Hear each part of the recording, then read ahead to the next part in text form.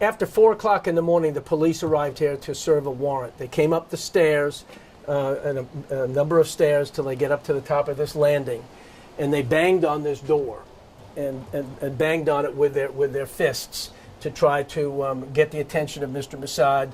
They yelled that it was the police to come to the door and so forth. After they banged several times and the door, no one came to the door, they then took a battering ram and they hit the door to try to get it to go in, and they caused this damage right here to the door. When the door did not open, then they took a shotgun and they blew open the lock and the handle. At that point in time, they realized that the door did not open inward but opened outward, and then they opened the door.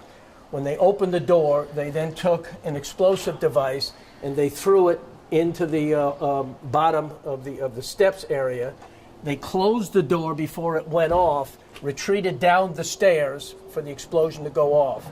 Went downstairs. There was a truck that they had come in, kind of an armored personnel carrier truck that SWAT came in, and the explosion then went off.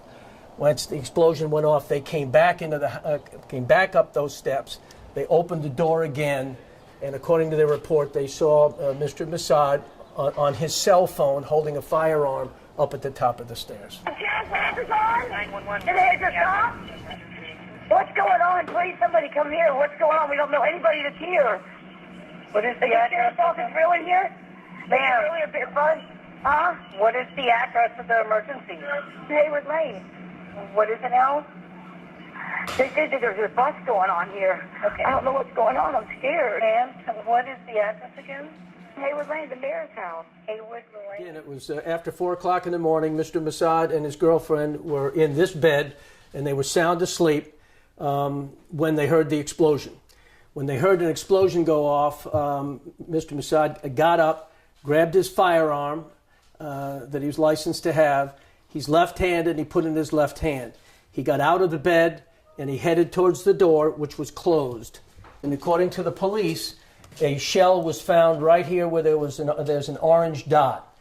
The door was opened by Mr. Massad, and he fired a first shot, which landed right there at the base of the elevator. And with left hand, he shot. It hit the wall since it was a semi-automatic and dropped right here.